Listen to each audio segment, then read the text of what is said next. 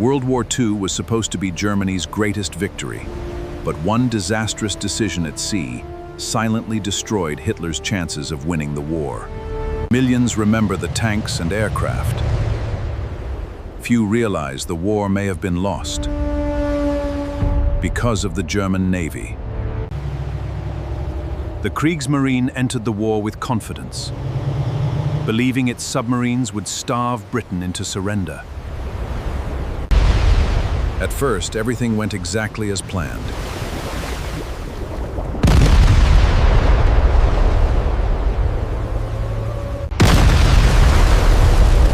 British merchant ships disappeared one after another. Supplies became dangerously scarce. Many believed Britain would soon collapse.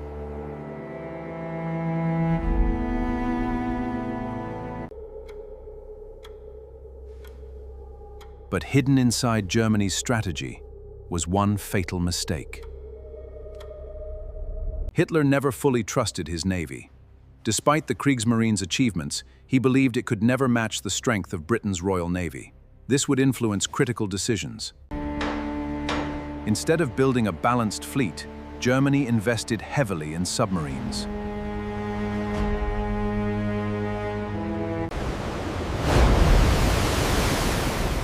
It looked brilliant until Britain adapted.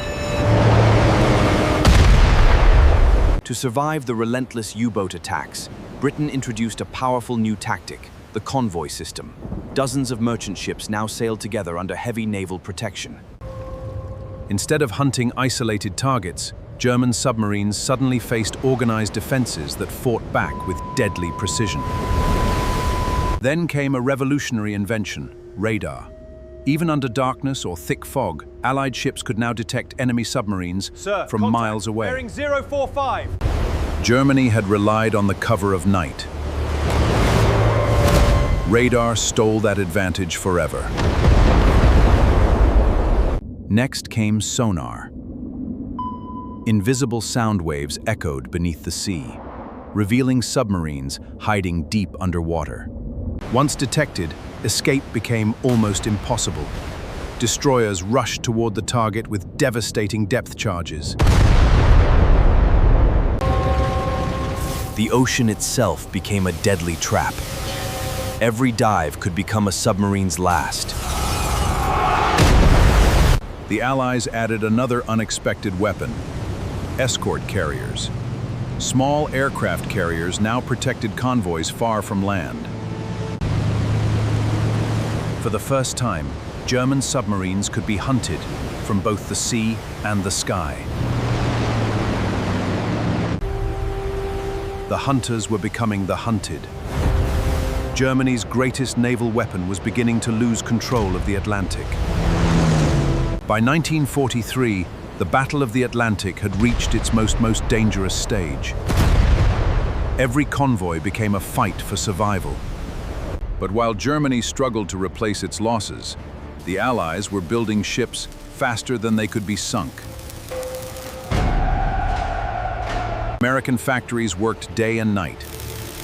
Every week, new cargo ships entered the Atlantic, carrying food, fuel, and weapons.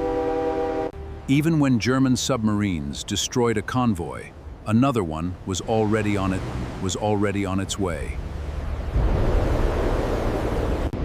Then long-range patrol aircraft closed the final gap.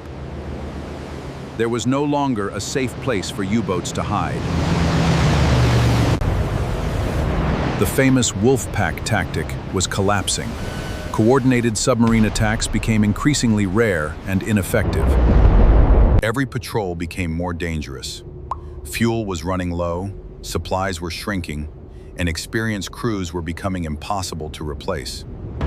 Veteran submarine commanders disappeared beneath the waves, taking years of experience with them. Back in Berlin, naval commanders warned that the campaign could no longer be won. But the orders remained unchanged. Germany's greatest weapon had become its greatest burden. The Battle of the Atlantic was slipping beyond the Kriegsmarine's control. We must send more U-boats to the Atlantic immediately. Sir, we cannot replace the losses anymore. Germany's naval strategy became increasingly constrained.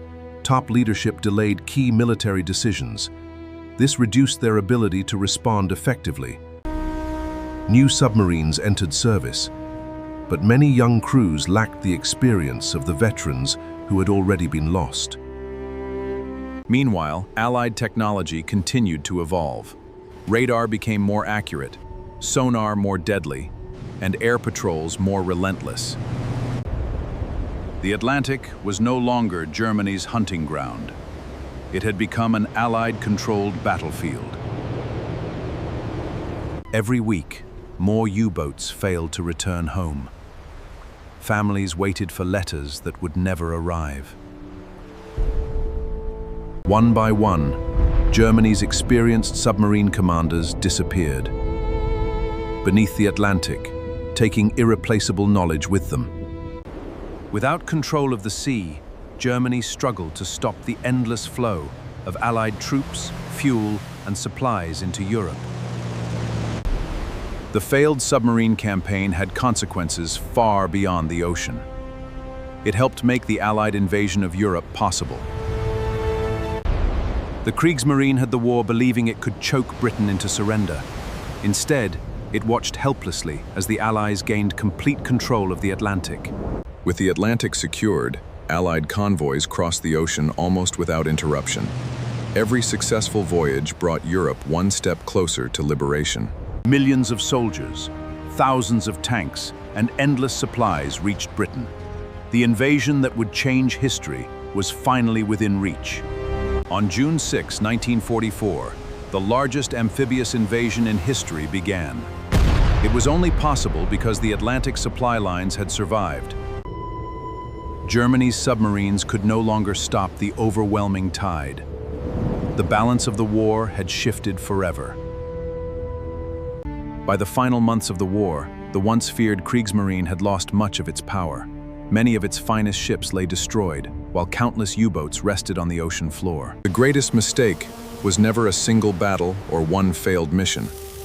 It was believing submarines alone could defeat the industrial strength of the Allied nations.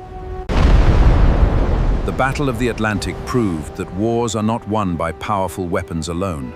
They are won by strategy, innovation, production,